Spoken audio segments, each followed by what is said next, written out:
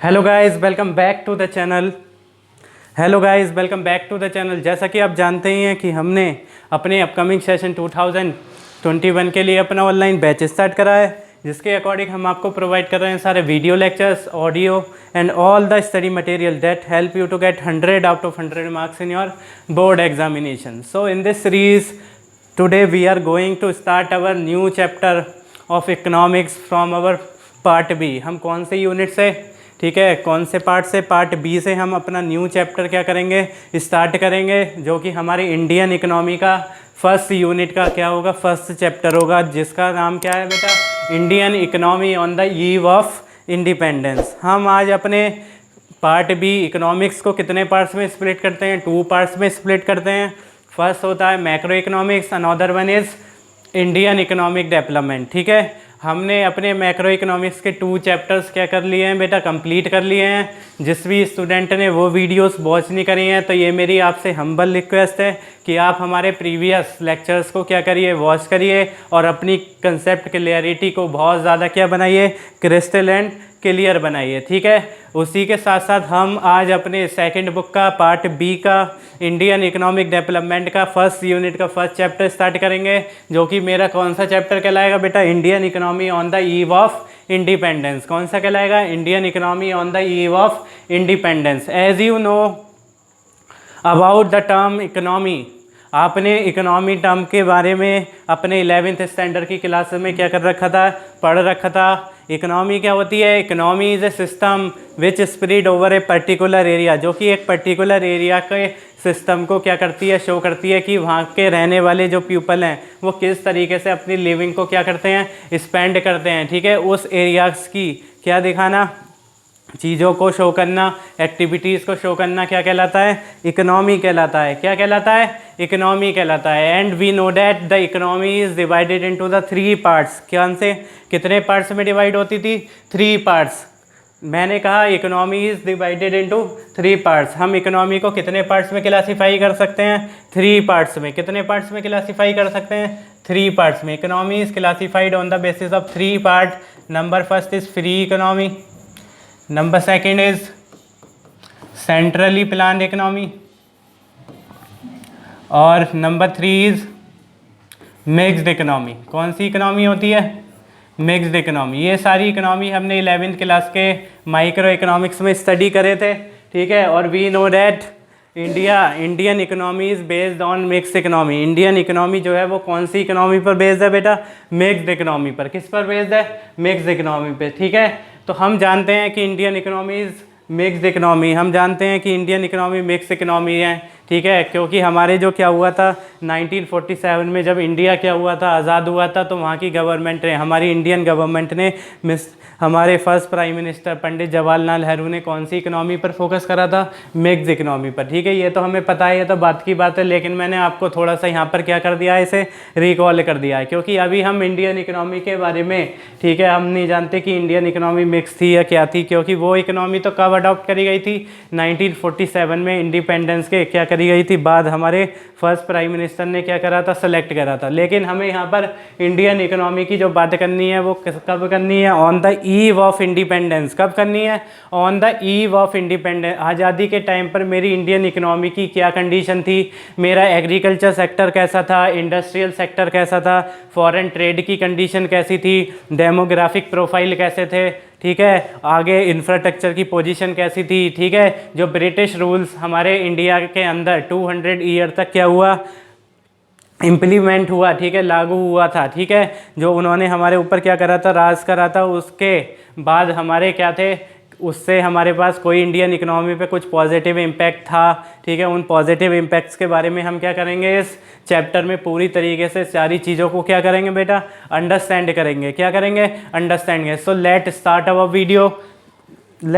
Our video with our chapter number first, Indian economy on the eve of independence.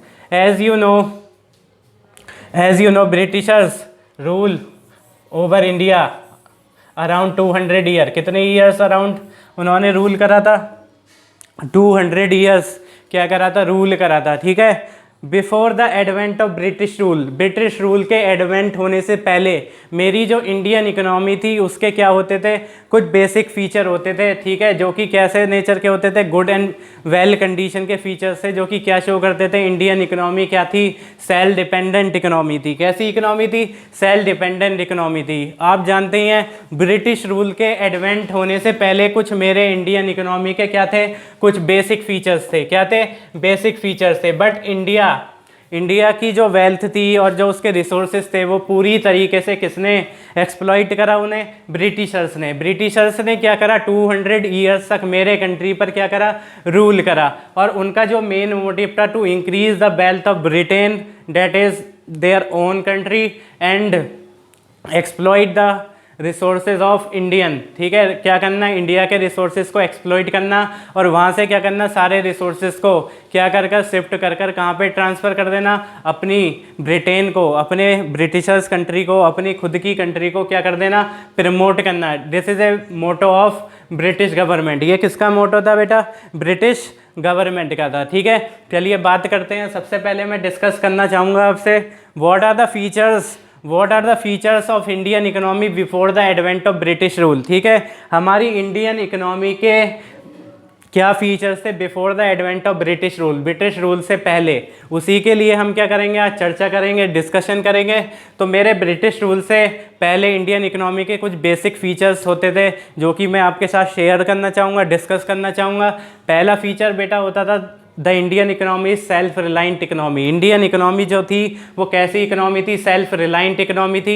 It is depend on self, ठीक है, किस पे depend थी, self dependent थी, ठीक है। उसके जो चीज़ें होती थी वो क्या होती थी, अपने डोमेस्टिकली वो क्या करती थी, प्रोड्यूस करती थी अपनी नीड एंड वांट्स को, उन्हीं चीज़ों से क्या करती थी, वो हमारी इकोनॉमी फुलफिल करती थी। So we can say that our Indian economy self dependent economy, ठीक है, डिपेंड ऑन आवर सेल्फ, ठीक है, खुद ही पर क्या थी, वो डिपेंडेंट थी। नो अदर कंट्री पर वो क्या नहीं थी, डिपेंडेंट नहीं थी। So the first feature of Indian economy before the advent of British rule is number first, Indian economy is a self reliant economy. Indian economy कैसी इकोनॉमी थी, सेल्फ रिलायंट इकोनॉमी, ठीक है। जैसा कि आप बोर्ड पे देखेंगे अब, ठीक है, मेरा टॉपिक का नेम आप चेक कर लीजिए, features of Indian economy, features of Indian economy before the advent of British rule and the feature of Indian economy on the eve of independence. इस टॉपिक के मीनिंग को क्लियर करेंगे। यहाँ पर जो मीनिंग है वो क्या राइट हुआ है, the features of the Indian economy on the eve of independence. ये वाला जो पॉइंट है लास्ट वाला, यहाँ पर तो क्या हुआ है, इंडियन इकोनॉमी के फीचर आपको क्या करने हैं, एक्सप्लेन करने हैं। कब करने हैं, जब मेरा इंडिया क्या हुआ 1947 में आज़ाद हुआ और उसने क्या करा, 200 साल का क्या एक्सप्लॉइटेशन झेला, किसका झेला, ब्रिटिशर्स का झेला। उसके बाद इंडियन इकोनॉमी के क्या फीचर्स थे वो यहाँ पर हमने क्या करने हैं, डिस्कस करने हैं। और जो मेरा ये वाला टॉपिक है, ऊपर वाला टॉपिक है, वो क्या क्लियर करता है मुझे, the features of the Indian economy before the advent of British rule. British rule से एप्लीकेबल होने से पहले मेरे इंडिया के क्या बेसिक इंडियन इकोनॉमी के क्या फीचर्स थे वो डिस्कस करने हैं, ठीक है। तो यहाँ पर मैं दोनों टॉपिक को एक साथ लेकर चलूँगा जिससे कि आपकी कंसेप्ट की क्लियरिटी और ज़्यादा क्या हो सके, बूस्ट अप हो सके। Clear everyone? So we will first of all we will discuss about the term the feature of Indian economy before the advent of British rule. British rule से पहले मेरे इंडियन इकोनॉमी के क्या features थे वो मैं क्या करूँगा, डिस्कस करूँगा। क्या करूँगा, डिस्कस करूँगा। Let start our video with the our topic, ठीक है। हम क्या करते हैं, अपने टॉपिक को क्या करेंगे, स्टार्ट करेंगे। सबसे पहले मैं डिस्कस करूंगा before advent of British rule. British rule के एडवेंट होने से पहले मेरी इंडियन इको के क्या थे, क्या फीचर्स थे, वो सारे मुझे क्या करने हैं, डिस्कस करने हैं। नंबर फर्स्ट मेरा पॉइंट है सेल्फ रिलायंट इकोनॉमी। कौन सा पॉइंट है मेरा, self reliant economy. Self reliant का मीनिंग होता है the Indian economy self dependent, ठीक है। वो क्या करती है, अपनी खुद की नीड एंड वांट को किससे फुलफिल करती है, अपने खुद के रिसोर्सेज से। So that economy is known as the self reliant economy. Before the British rule our Indian economy is self reliant, dependent on ourselves, खुद के ऊपर डिपेंडेंट थी। नंबर सेकंड क्या है, well known for the handicraft industry. Number second क्या है बेटा, well known for handicraft, well known for handicraft industry. जो मेरा इंडिया था वो क्या था, वेल नोन था। किसके लिए वेल नोन था, हैंडीक्राफ्ट इंडस्ट्री के लिए। किसके लिए वेल नोन था, हैंडीक्राफ्ट इंडस्ट्री के लिए क्या था, वेल नोन था। ठीक है, क्यों वेल नोन था उसके लिए मैं यहाँ पे क्या करूँगा, चर्चा करूँगा।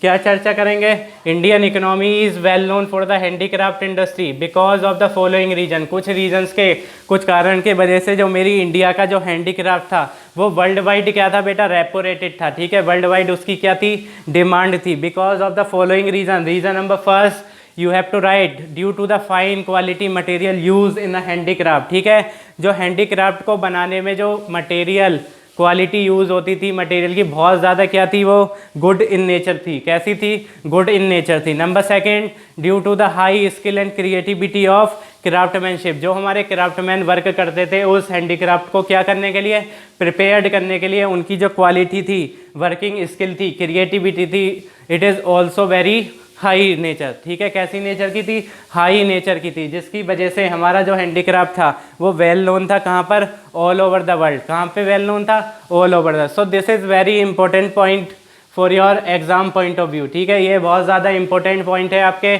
एग्जाम पॉइंट ऑफ व्यू से। आगे मैं डिस्कस करना चाहूँगा। So these two are the features of our Indian economy before the, क्या कह सकते हैं, before the advent of British rule. इसी के साथ साथ अब मैं नेक्स्ट अपना पॉइंट डिस्कस करना चाहूँगा, जो कि मेरा कौन सा रहेगा बेटा, features of Indian economy on the eve of independence. ठीक है, अब मैं यहाँ पे राइट करता हूँ, on the eve of independence. Independence के टाइम पर मेरे क्या क्या फीचर्स थे वो सारे मैं क्या करूँगा, यहाँ पर डिस्कस करूँगा। ठीक है, सबसे पहला पॉइंट मेरा यहाँ पर रहेगा, फर्स्ट पॉइंट रहेगा मेरा, ठीक है, स्टैग्नेंट इकोनॉमी। Stagnant economy. जब ब्रिटिश रूल हमारे इंडिया में 200 साल क्या हुआ, चला, उसके बाद जब हम आज़ाद हुए, इंडिपेंडेंस हुए, तो उस टाइम पर मेरे इंडियन इकोनॉमी के क्या फीचर्स थे आज़ादी के टाइम पे 200 साल के एक्सप्लॉइटेशन के बाद। तो पहला फीचर क्लियरली अपने माइंड में सेट कर लीजिए, our Indian economy is the stagnant economy. कैसी इकोनॉमी थी, स्टैग्नेंट इकोनॉमी। अब सबसे पहले मैं डिस्कस करना चाहूँगा what is stagnant economy, the meaning of each and every term you have to clear in, ठीक है, to get the more and more marks in your board examination. सबसे पहले स्टैग्नेंट इकोनॉमी होता क्या है, the economy which show the little और no growth in income. ठीक है, एक ऐसा इकोनॉमी जो कि क्या करता है, बिल्कुल भी ग्रोथ शो ना करे। किस में शो ना करे, इनकम में, या क्या शो करे, लिटिल, बहुत ज़्यादा लिटिल ग्रोथ शो करे। This is known as stagnant economy. कौन सा इकोनॉमी कहलाता है, स्टैग्नेंट इकोनॉमी। ठीक है, और जो मेरा क्या था ड्यूरिंग द 19th सेंचुरी, ठीक है, के टाइम पर मेरा जो इंडियन इकोनॉमी था वो बहुत ज़्यादा लिटिल ग्रोथ शो कर रहा था। किस में कर रहा था, इन द इनकम। मेरा जो जीडीपी था, मेरा क्या था, जीडीपी था, ओनली क्या था वो, लेस देन 2% क्या था वो, हमने क्या करा था, मेज़र करा था। जो कि हमारे कुछ इकोनॉमिस्ट थे, उन्होंने हमारे जीडीपी की कंडीशन को मेज़र करी, जो कि क्या थी, लेस देन 2% थी। So that's why we can say that our Indian economy was stagnant economy. कैसी इकोनॉमी थी, स्टैग्नेंट इकोनॉमी थी, विच शो द लिटिल और नो ग्रोथ इन इनकम। ठीक है, जो कि इनकम में क्या लिटिल और नो ग्रोथ क्या करती थी, शो करती थी। नंबर सेकंड मेरा पॉइंट है बैकवर्ड इकोनॉमी। कौन सी इकोनॉमी, बैकवर्ड इकोनॉमी, बैकवर्ड। ठीक है, अब इन दोनों के डिफरेंस को क्लियर रखना। क्या डिफरेंस है, backward economy, backward economy is a economy in which people have no resources regarding the food shelter. ठीक है, किसके रिगार्डिंग नहीं होते, रिसोर्सेज नहीं होते, या बहुत कम रिसोर्सेज होते हैं उनके, फूड के रिगार्डिंग, शेल्टर के रिगार्डिंग, ठीक है, क्लोथ्स के रिगार्डिंग, क्या होते हैं, लिमिटेड रिसोर्सेज होते हैं या रिसोर्सेज नहीं होते। ठीक है, एक ऐसा इकोनॉमी जिसमें क्या हो, पर कैपिटा इनकम क्या हो, वेरी लो हो, तो ऐसी इकोनॉमी को क्या बोला जाता है, backward economy. Backward economy is a economy in which the people have no resources regarding the shelter, food, ठीक है, cloth etcetera, and the economy which show the little growth in per capita income. जो कि पर capita income में क्या करती है, little growth show करती है। It is known as backward economy. कौन सी इकोनॉमी कहलाती है, बैकवर्ड इकोनॉमी। ठीक है, तो हमारी इंडियन इकोनॉमी को कैसे कंसीडर करा जा रहा था, on the eve of independence backward economy करा जा रहा था, क्योंकि उसमें एवरेज पर पर्सन की जो पर कैपिटा इनकम थी बहुत ज़्यादा क्या थी, लो थी। जो कि उसका किसे शो करती थी, उसकी बैकवर्डनेस को शो करती थी। जनरली जो पर कैपिटा इनकम काउंट करी गई थी ड्यूरिंग द 1947 टू 1948 वो जस्ट रुपीज़ कितनी थी, 230 ओनली। ठीक है, एवरेज मैं बात करता हूँ what is per capita income, the per person income is known as, ठीक है, average per person income of a country is known as per capita income. ऐसी इनकम को क्या बोलते हैं हम, पर कैपिटा इनकम बोलते हैं। Clear everyone. उसके बाद मेरा थर्ड पॉइंट होता है मेरा, मैं उसी के लिए क्या करूँगा, डिस्कस करूँगा, चर्चा करूँगा आपसे। थर्ड पॉइंट होता है मेरा एग्रीकल्चर बैकवर्डनेस। कौन सा पॉइंट था,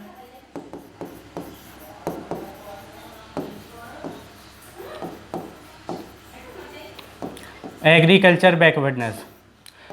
mainly our Indian population is dependent upon agriculture. किस पे डिपेंडेंट थी, एग्रीकल्चर पर। But agriculture sector show the backwardness, क्या शो कर रहा था, बैकवर्डनेस को शो कर रहा था। क्यों शो कर रहा था, because our large number of population is engage in agriculture sector. किस में एंगेज थी, एग्रीकल्चर सेक्टर में एंगेज थी। But the contribution of agriculture sector in the contribution of GDP is very low. जो मेरा कंट्रीब्यूशन था किसका, एग्रीकल्चर सेक्टर का, किसमें, जीडीपी फॉर्मेशन में, बहुत ज़्यादा कैसी नेचर का था, लो नेचर का था। ठीक है, जो कि क्या शो करता है, मेरे एग्रीकल्चर बैकवर्डनेस को क्या करता है, शो करता है। जो प्रोडक्टिविटी थी, क्या थी, प्रोडक्टिविटी थी किसकी, एग्रीकल्चर सेक्टर की, बहुत ज़्यादा क्या थी, लो थी। ठीक है, क्या थी, लो थी, जिसकी वजह से मेरा एग्रीकल्चर सेक्टर बहुत ज़्यादा बैकवर्ड था। Only agriculture sector use by the farmers for their subsistence farming. किसके लिए यूज़ करा जाता था, सब्सिस्टेंस फार्मिंग के लिए यूज़ करा जाता था। It is a type of farming in which farming is perform by the peoples to fulfil their basic need of their family. ठीक है, एक ऐसा फार्मिंग जो कि किस लिए करा जाए, अपनी फैमिली की बेसिक नीड्स को फुलफिल करने के लिए करा जाए। That's it's known as subsistence farming. उसको क्या बोलते हैं, सब्सिस्टेंस फार्मिंग बोलते हैं। It is clear everyone. तो agriculture show the agriculture backwardness in our independence time. ठीक है, इंडिपेंडेंस के टाइम वो क्या शो कर रहा था, एग्रीकल्चर बैकवर्डनेस को शो कर रहा था। ठीक है, नंबर 3 हो गया हमारा। नंबर 4 रहेगा मेरा इंडस्ट्रियल बैकवर्डनेस। कौन सा पॉइंट है, इंडस्ट्रियल बैकवर्डनेस। बेटा क्या कहता है, समझिए। इंडस्ट्रियल बैकवर्डनेस कहता है एग्रीकल्चर सेक्टर में मोस्ट ऑफ द पॉपुलेशन हमारी एंगेज था, लेकिन उसका कंट्रीब्यूशन बहुत ज़्यादा क्या था, लो था। और मेरा इंडस्ट्रियल सेक्टर और मेरा टर्सरी सेक्टर कैसी स्टेज पे थे, इन्फेंट स्टेज पर। कैसे स्टेज पर थे, इन्फेंट स्टेज पर, क्योंकि मेरे पास कोई भी कैपिटल गुड्स की इंडस्ट्री क्या नहीं थी, अवेलेबल नहीं थी। ठीक है, अब बात आती है what are capital goods. Capital goods are the those goods which help to produce another goods. ऐसे गुड्स जो कि हमें दूसरे गुड्स को प्रोड्यूस करने में क्या करते हैं, हेल्प करते हैं। That's goods is known as capital goods. ऐसे गुड्स को क्या बोलते हैं हम, कैपिटल गुड्स बोलते हैं। ठीक है, और जो मेरी स्मॉल स्केल इंडस्ट्री थी उन्हें भी पूरी तरीके से ब्रिटिशर्स ने डिस्ट्रॉय कर दिया था। बड़ी बड़ी इंडस्ट्री हमारे इंडिया में क्या नहीं थी, अवेलेबल नहीं थी। ठीक है, और जो हमारी जो क्या थी, कैपिटल गुड्स की जो क्या थी, डिपेंडेंसी थी, वो किस पर थी, ब्रिटेन पे थी। अगर हमें कोई भी कैपिटल गुड्स की रिक्वायरमेंट होती थी तो उसके लिए हमें ब्रिटेन से इंपोर्ट पर क्या होना पड़ता था, डिपेंडेंट होना पड़ता। तो क्या शो करता है, it show the industrial backwardness कि at the time of independence हम इंडस्ट्रियल सेक्टर भी हमारा कैसी नेचर का था, बैकवर्ड नेचर का। सो ये हमारे कितने पॉइंट्स हो गए बेटा, 4 पॉइंट हो गए। आगे मैं डिस्कस करूंगा अपना 5th पॉइंट। कौन सा डिस्कस करूंगा, 5th पॉइंट डिस्कस करूंगा, 5th highly dependency on import. क्या कहते हैं, नेक्स्ट मेरा पॉइंट रहेगा हाई डिपेंडेंसी ऑन इम्पोर्ट। जो डिपेंडेंसी थी इंडिया की वो किस पर थी, इंपोर्ट पे थी, चाहे वो कैपिटल गुड्स के रिगार्डिंग हो चाहे कंज्यूमर गुड्स के रिगार्डिंग हो। We are dependent upon the Britain. हम किस पे डिपेंड हो चुके थे, ब्रिटेन पर। कैपिटल गुड्स को मैंने आपको क्लियर कर दिया। नेक्स्ट मेरा रहेगा कौन सा, consumer good. Consumer goods are the those good which help to fulfil the basic need of a consumer. ऐसे गुड जो कि कंज्यूमर की बेसिक नीड को फुलफिल करने के लिए क्या करे जाते हैं, यूज़ करे जाते हैं। That's goods are known as consumer goods. ऐसे गुड्स को क्या बोलते हैं हम, कंज्यूमर गुड्स बोलते हैं। It is all about the capital goods and consumer goods. So for all the capital goods and all the consumer goods we are totally depend upon the Britain. हम किस पे डिपेंडेंट है, Britain पे dependent है। आखिरी मेरा point रहेगा limited urbanisation. कौन सा पॉइंट है मेरा, लिमिटेड अर्बेनाइजेशन मेरा लास्ट पॉइंट है। ठीक है, नेक्स्ट पॉइंट मैं यहाँ पर राइट करता हूँ लिमिटेड अर्बेनाइजेशन। लिमिटेड अर्बेनाइजेशन का क्या मीनिंग होता है समझिए। अर्बेनाइजेशन का मतलब होता है शहरीकरण। अगर सिंपल भाषा में मैं बात करूं, शहरीकरण। जो हमारा इंडियन इकोनॉमी था उसका जो मोस्ट ऑफ द एरिया था वो कैसा था, रूरल था। कैसा था, रूरल था। और only 14% of the population are live in urban area. कहाँ पे रहती थी, अर्बन एरियाज में रहती थी। And we know that the people living in a rural areas always have limited resources in regard to the employment. किसके regarding होते हैं, एम्प्लॉयमेंट के रिगार्डिंग होते हैं। ठीक है, मैंने बोला अर्बनाइजेशन मीन्स द शहरीकरण। ठीक है, यानी कि अर्बन एरियाज। और मैं जानता था कि on the eve of independence हमारा जो अर्बनाइजेशन था बहुत ज़्यादा कैसा था, लिमिटेड था। Most of the population of our countries live in rural areas. कहाँ पे लिव करते थे, रूरल एरियाज़ में लिव करते थे। और टोटली, ठीक है, उनकी जो डिपेंडेंसी थी वो किस पर थी, एग्रीकल्चर। क्योंकि रूरल एरियाज़ में most of the main popular जो ऑक्यूपेशन होता था वो कौन सा होता था, एग्रीकल्चर। कौन सा होता था, एग्रीकल्चर होता है। ठीक है, उनके पास लिमिटेड क्या थे, सोर्सेज थे क्या होने के लिए, एम्प्लॉयड होने के लिए। Only farming is a most popular way to get employment. ठीक है, वही एम्प्लॉयमेंट का मेन सोर्स था। ठीक है, जिसकी वजह से हम कह सकते हैं हमारा इंडिया क्या शो करता था, बैकवर्डनेस शो करता था on the eve of independence. ठीक है, I hope these all points are clear to everyone. ठीक है, मैं समझता हूँ कि आपके ये सारे पॉइंट्स क्या हो गए होंगे, क्रिस्टल एंड क्लियर हो गए होंगे। क्योंकि मैंने जो टॉपिक का बेस बनाया है बहुत ज़्यादा उम्दा बनाया है। ऐसा बेस आपको कहीं नहीं मिलेगा। मैंने क्या करा, मैंने करा जो फीचर्स ऑफ इंडियन इकोनॉमी थे on the eve of independence, उसको किसके साथ लेकर चला मैं, the feature of Indian economy before the advent of British rule. British rule को लागू होने से पहले। So don't confuse about this feature of Indian economy and this feature. These two features are the before advent of British rule and these feature after the advent, and we can say that when we are independent। 200 साल के बाद जब हम आज़ाद हुए उसके बाद के आज़ादी के टाइम के जो फीचर्स हैं वो हमारे यहाँ पर क्या करे गए हैं, डिस्कस करे गए हैं। ठीक है, आगे के टॉपिक का हम क्या कर रहे हैं, आप कंटिन्यू करेंगे। क्या करेंगे, कंटिन्यू करेंगे। आगे हम कंटिन्यू क्या करेंगे, अपना नेक्स्ट टॉपिक कंटिन्यू करेंगे। ठीक है, अब मेरा पहला बेस समझ लीजिए चैप्टर में होगा क्या। अब चैप्टर में होगा क्या, अब ये सारी चीज़ें हो गई। अब क्या करेंगे, हम पर्टिकुलर सेक्टर को इंडिविजुअली क्या करेंगे, स्टडी करेंगे कि मेरा foreign trade during the British rule कैसा था। ठीक है, मेरा industrial sector on the eve of independence कैसा था, इंडस्ट्रियल सेक्टर कैसा था, एग्रीकल्चर सेक्टर कैसा था, डेमोग्राफिक प्रोफाइल कैसी थी। ठीक है, ऑक्यूपेशनल स्ट्रक्चर क्या होता है। ठीक है, इंफ्रास्ट्रक्चर की क्या कंडीशन थी, क्या पॉजिटिव इम्पैक्ट हैं ब्रिटिश रूल के इंडिया पर, वो सारी चीज़ें इस चैप्टर में क्या होंगी, कंटिन्यू होंगी। ठीक है, आपको छोटी सी इन्फॉर्मेशन दे दें, we are providing you the course related to your eco and BSc online mode. ठीक है, हम आपको ऑनलाइन मोड में आपको क्या प्रोवाइड कर रहे हैं, सारी चीज़ें प्रोवाइड कर रहे हैं जो कि आपके लिए बहुत ज़्यादा बेनिफिशियल होंगी आपके मिशन 100 आउट ऑफ 100 को क्या करने के लिए, अचीव्ड करने के लिए, जो कि बहुत ज़्यादा आपको रीज़नेबल प्राइजेस पर क्या करी जा रही हैं, प्रोवाइड करी जा रही हैं। ठीक है, हमारा लिमिटेड ऑफ़र आपको प्रोवाइड कर रहे हैं हम। ठीक है, जो कि लिमिटेड टाइम का ऑफ़र रहेगा। मिनिमम अमाउंट आप 2500 रुपीज़ में फुल ईयर के लिए, जिससे हाँ बेटा, फुल ईयर के लिए टिल योर एग्जामिनेशन हमसे कनेक्टेड हो सकते हैं। In which we are providing the video series, audio series, all the notes in PDF form. ठीक है, and all the audio series for your revision. सारी चीज़ें हम आपको प्रोवाइड करेंगे for your getting 100 out of 100 marks. ठीक है, ये हमारा क्या है, रीज़नेबल प्राइस पे हाई क्वालिटी मटेरियल आपको प्रोवाइड करा जाएगा। सिर्फ किसके लिए, बच्चों के भविष्य के लिए। ठीक है, क्योंकि हमारा एजेंडा क्या है, पढ़ेगा इंडिया तभी तो बढ़ेगा India. So we are focusing on this tagline. ठीक है, हम इस पर क्या करते हैं, वर्क करते हैं। हमारा मेन जो फोकस है अपने इंडिया को क्या करना, बूस्ट करना, उसकी GDP में क्या करना, कुछ कंट्रीब्यूट करना बाय डेवलपिंग ह्यूमन रिसोर्सेज, उसके ह्यूमन रिसोर्सेज को क्या कर डेवलप करके। ठीक है, सो हम क्या करते हैं, अपना नेक्स्ट टॉपिक को कंटिन्यू करेंगे। एक छोटा सा टॉपिक और उठाएंगे हम।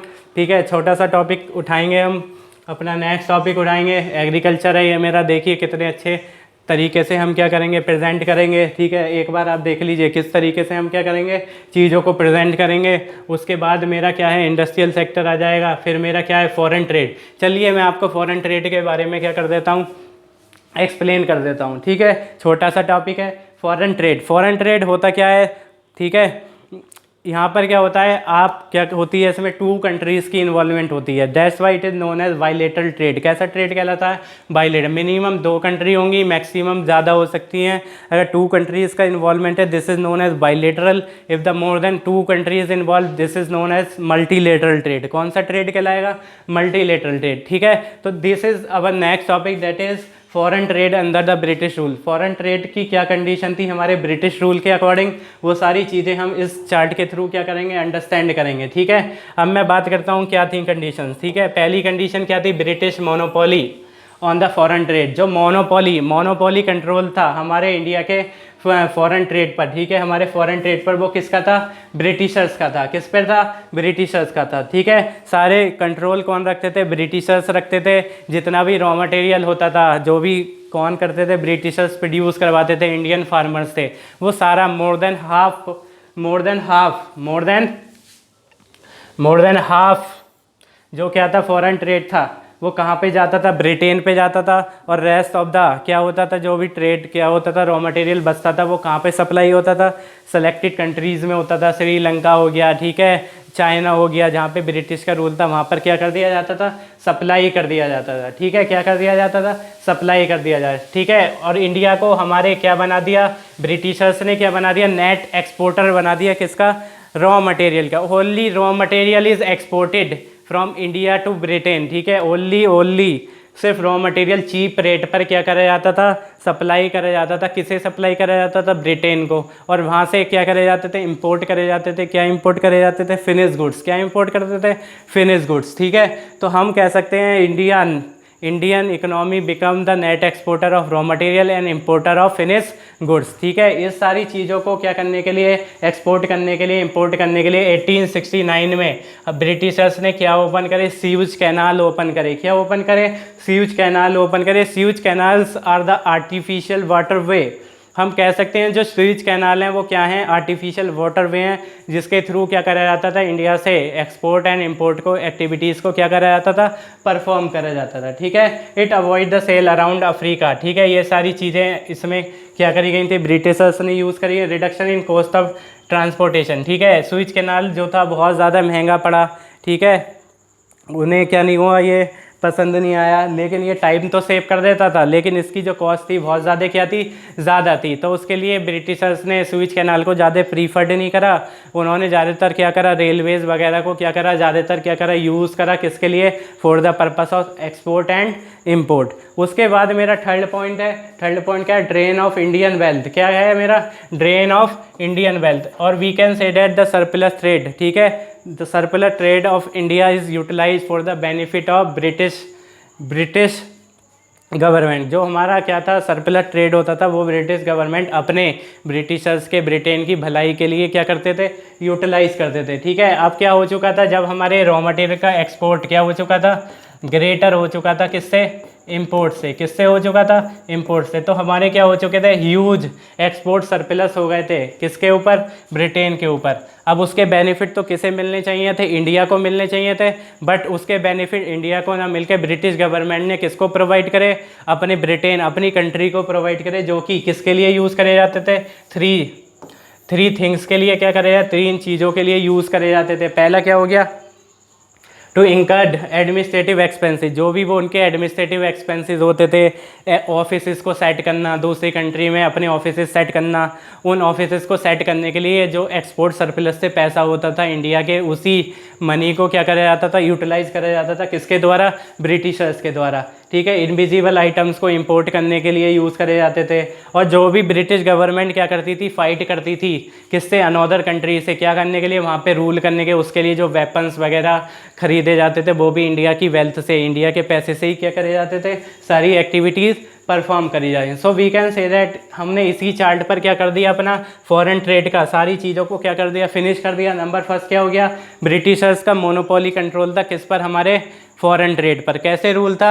इंडिया को क्या बना दिया? पूरी तरीके से उस पर कंट्रोल कर लिया। इंपोर्ट और एक्सपोर्ट पे more than half trade Britain में ले गए, रेस्ट ऑफ द अपने सेलेक्टेड कंट्रीज़ में ले गए। उसके बाद नेट एक्सपोर्टर किसके हो गए? हम रॉ मटेरियल के। और इंपोर्टर किसके हो गए? फिनिश गुड्स के। किसके हो गए? फिनिश गुड्स के हो गए। ठीक है, उसके बाद उन्होंने स्यूज कैनाल, रेलवे कब इंट्रोड्यूस करी, 1850 में इंट्रोड्यूस करी। और जो उसका रेलवे स्टार्ट हुई वो कब हुई, 1853 में हुई। ठीक है, उसके बाद क्या है, इंडिया की जो एक्सपोर्ट सरप्लस होते थे उसका क्या करा गया, ड्रेन, उसे क्या करा गया, यूटिलाइज करा गया। किसके लिए, ब्रिटिश के वेल्थ के लिए, ब्रिटिश के बेनिफिट के लिए। उसे 3 थिंग्स में यूटिलाइज करा जाता था। पहला, एडमिनिस्ट्रेटिव एक्सपेंसेस को बियर करने के लिए, फोर्स में लड़ने वाले एक्सपेंसेस पे किए हुए खर्चे को यूटिलाइज करा जाता था, और विजिबल इनविजिबल आइटम्स को इंपोर्ट करने के लिए क्या करा जाता था, यूज़ करा जाता। So this is all about your today's video. ठीक है, ये हमने अच्छे से अपने क्या कर लिया, कंप्लीट कर लिया, अपना बेस को क्या कर दिया, बिल्डअप कर दिया। ठीक है, अब तो क्या है बेटा, फसल कटनी बाकी है। ठीक है, फसल कटनी बाकी है, बेस तो हमारा क्या हो चुका है, तैयार। So you have to develop your base, अपने बेस को क्या करिए, डेवलप करिए, जिससे कि आपकी नींव और आपका क्या हो, फसल क्या हो सके, अच्छी हो सके। ठीक है, this is all about your today's video. We will discuss topic related to this chapter in our next video. Till then guys, keep watch our classes, subscribe our channel, hit the bell icon for the early notification. Till then guys, keep watch our classes. Bye bye, take care and have a nice day. Subscribe now and press the bell icon. Never miss an update.